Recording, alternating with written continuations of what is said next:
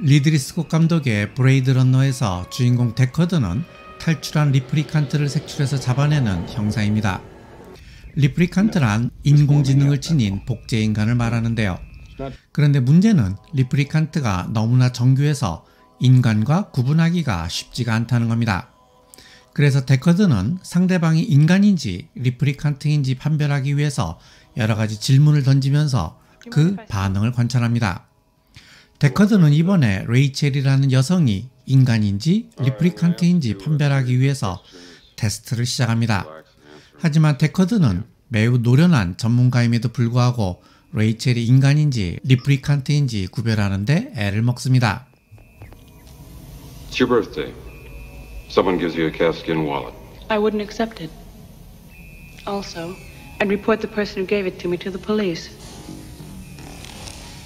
You've got a little boy. He shows you his butterfly collection, plus the killing jar.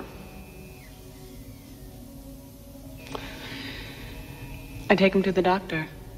왜냐면 레이첼은 리플리칸트이지만 자신을 진짜 인간으로 착각하고 있기 때문입니다. 리플리칸트 제작자가 레이첼에게 다른 사람의 가짜 기억을 심어놓았기 때문이죠. You're reading a magazine. You come across a full-page nude photo of a girl. Is this testing whether I'm a replicant or a lesbian, Mr. Deckard? Just answer the questions, please.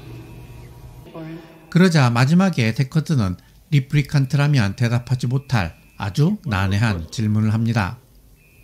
You're watching a stage play. A banquet is in progress. The guests are enjoying an appetizer of raw oysters. The entree consists of boiled dog.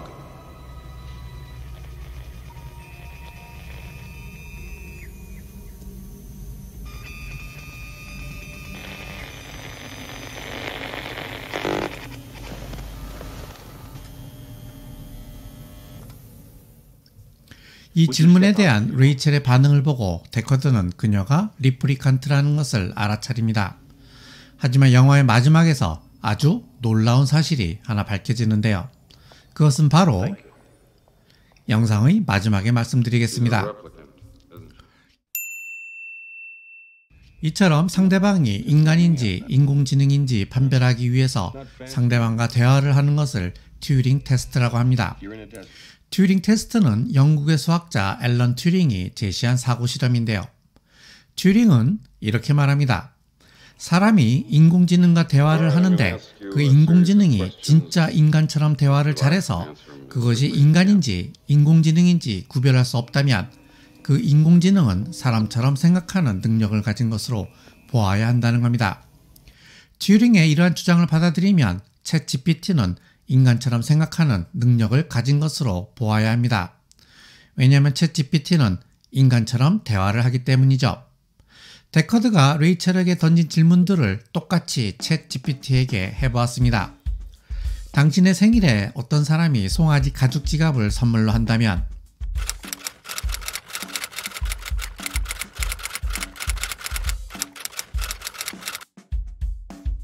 당신에게 어린 소년이 있는데 그 소년이 나비 채집한 것과 벌레 잡은 통을 보여준다면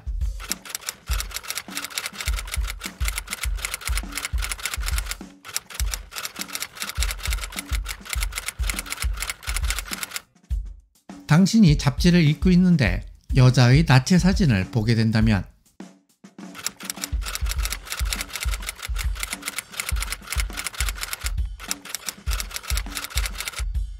그리고 마지막 필살기의 질문을 해보았습니다.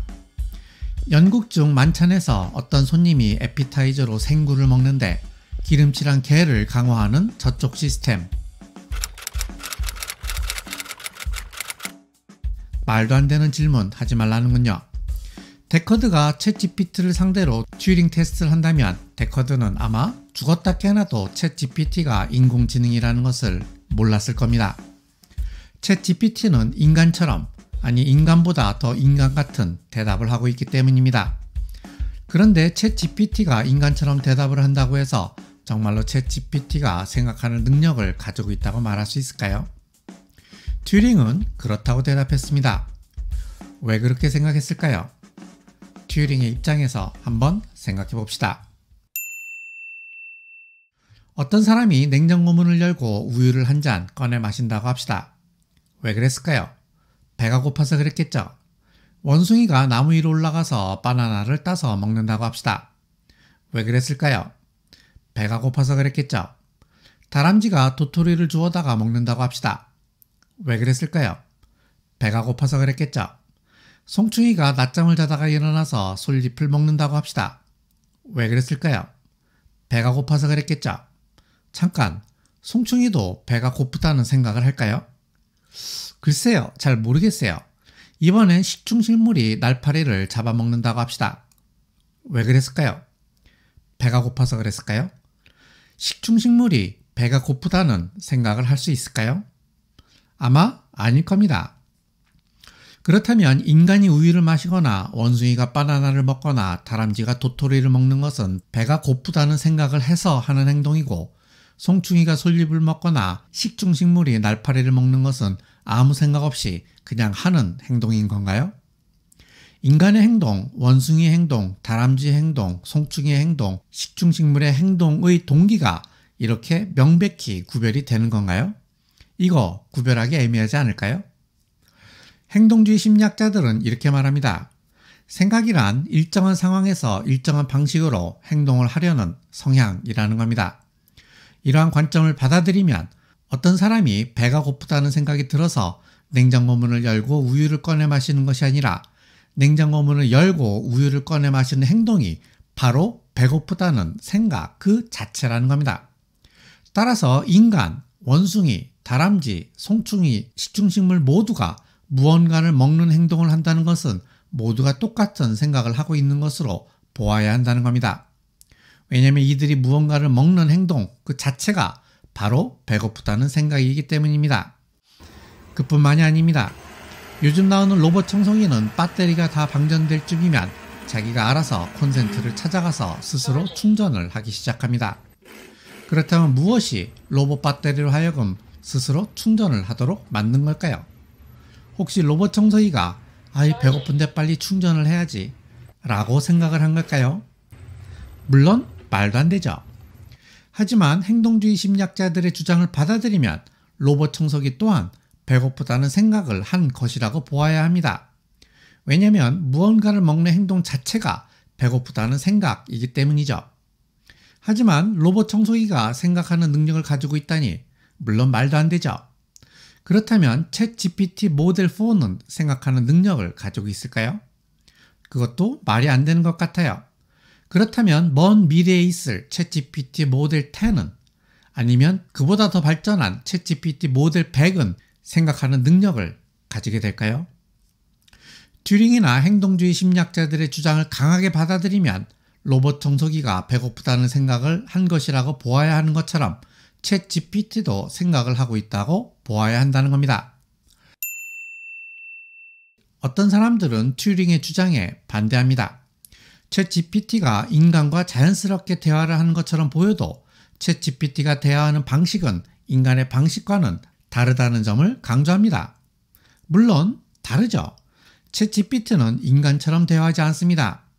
챗GPT는 축적된 수많은 데이터의 경우의 수를 분석하고 가장 적절한 대화를 계산하면서 대화를 합니다. 따라서 튜링의 주장에 반대하는 사람들은 챗GPT는 인간처럼 생각하는 것이 아니므로 챗GPT는 진짜로 생각하는 것이 아니라고 말합니다. 그런데요, 정말로 그럴까요? 다시 한번 생각해 봅시다. 까마귀는 유리병 속에 떠있는 먹을 것을 발견합니다. 그런데 주둥이가 먹이에 닿지 않자 돌을 집어들어 물속에 넣습니다. 그러면 물의 수위가 점점 올라가서 먹이를 먹을 수 있겠죠. 그뿐만이 아닙니다. 폭이 좁은 유리병과 폭이 넓은 유리병이 있을 때 까마귀는 폭이 좁은 유리병에 돌을 넣습니다. 그 병에 돌을 넣어야 적은 돌로 먹이를 얻을 수 있다는 것을 알기 때문입니다. 이것을 보면 까마귀도 생각하는 능력이 있는 것처럼 보입니다. 박스 안에 갇힌 고양이는 처음에는 박스에서 빠져나오지 못합니다.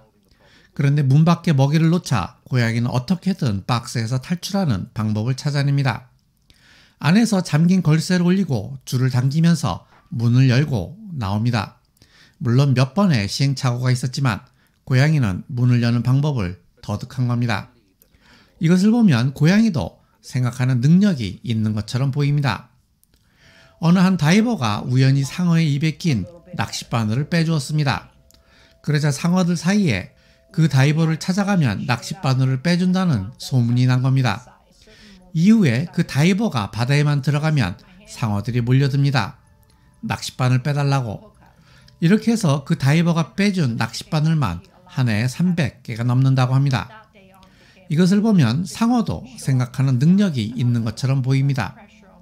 그렇다면 우리는 왜 까마귀, 고양이, 상어가 생각하는 능력이 있다고 보았을까요? 그것은 이들이 자신들이 가지고 있는 문제를 해결하는 능력을 보여주었기 때문입니다. 생각하는 능력은 넓은 의미로 보면 곧 문제를 해결하는 능력이기 때문입니다. 어떻게 하면 먹이를 빨리 얻을 수 있는지, 어떻게 하면 박스의 문을 열 수 있는지, 어떻게 하면 낚싯바늘을 뺄 수 있는지, 그 문제를 해결하는 능력이 바로 생각하는 능력이라는 겁니다. 즉, 생각이라는 것은 문제를 효율적으로 해결하기 위해서 나타난 진화론적 능력이라는 거죠. 따라서 챗GPT가 문제를 더 효율적으로 해결해 준다면 챗GPT는 인간보다 더 뛰어난 생각하는 능력을 가지고 있다고 봐야 합니다. 실제로 챗GPT는 우리의 문제를 더 잘 해결해 줍니다. 3박 4일간의 제주도 여행객도 짜주고 어려운 주제의 레포트도 써줍니다. 사업계획서도 만들고 업무 일정도 조율해 주죠. 미래에는 챗GPT가 판사 역할도 하고 군사 전문가 역할도 하며 정책도 결정하고 훌륭한 외교 전략도 짜줄 겁니다. 거의 모든 분야에서 챗GPT가 우리의 문제를 해결해 줄 겁니다. 그때 가서 우리는 결국 챗GPT가 인간보다 더 생각을 잘한다는 것을 인정하게 될 겁니다. 다시 영화 이야기로 돌아가 봅시다. 레이첼은 이제 자신이 리플리칸트라는 사실을 알게 됩니다. 처음에는 자신이 진짜 인간이 아니라는 사실에 좌절을 했지만 결국 그 사실을 받아들이게 됩니다. 하지만 레이첼만 리플리칸트인 것은 아니었습니다. 데커드도 또한 리플리칸트입니다. 이에 대한 몇 가지 단서가 있습니다. 리플리칸트들은 가끔씩 동공에서 미묘한 빛이 날 때가 있습니다. 레이첼이 데커드에게 자신이 도망가면 자신을 쫓아오겠냐는 대화를 할 때 레이첼의 동공에서 빛이 납니다. 레이첼이 리플리칸트라는 증거죠. 그런데 그때 순간적으로 데커드의 동공에서도 빛이 나는 것을 볼 수 있습니다. 데커드도 리플리칸트라는 것을 레이첼은 눈치채고 있었는지도 모릅니다. 그래서 레이첼은 데커드에게 이렇게 묻죠. 스스로에게 튜링 테스트를 해본 적이 있냐고. 이에 대해 데커드는 아무런 대답도 하지 않습니다. 데커드와 레이첼, 이 두 사람, 아니 이 두 리플리칸트는 사랑에 빠집니다. 그리고 이들이 먼 길을 떠나면서 영화는 끝이 납니다. 나는 처음에 인공지능은 생각할 수 있는가? 라는 질문으로 이야기를 시작했습니다. 그리고 인공지능도 생각할 수 있다는 튜링과 행동주의 심리학자들의 입장에 대해서 설명을 했죠. 하지만 그것은 내가 이들의 주장에 동의하기 때문인 것은 아닙니다. 나는 이들의 주장이 그럴듯해 보일 수는 있어도 여전히 설명해야 할 많은 문제가 남아있다고 봅니다. 그럼에도 불구하고 내가 인공지능을 생각할 수 있는가? 라는 질문으로 이야기를 시작한 이유는 이러한 질문을 통해서 우리는 인간의 사유의 본질에 대해서 생각해 볼 수 있을 것 같았기 때문입니다. 내가 가진 진짜 문제의식은 인공지능이 생각할 수 있는가가 아니라 사유의 본질은 무엇인가 라는 것이었다는 말입니다. 그래서 나는 챗GPT에게 이렇게 물었습니다. 사유의 본질은 무엇인가? 그러자 챗GPT는 이렇게 대답합니다.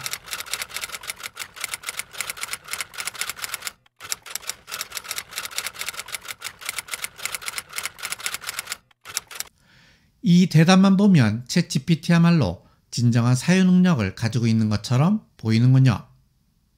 오늘 저녁 잠들기 전 조용히 거울을 들여다보십시오. 그리고 여러분의 동공에서 빛이 나는지 확인을 해보시기 바랍니다. 그리고 설령 동공에서 빛이 난다고 해도 너무 놀라지는 마십시오. 여러분이 리플리칸트라고 해도 여러분이 사유 능력을 가지고 있는 한 달라지는 것은 아무것도 없으니 말입니다. 오늘 이만 마치죠. 감사합니다.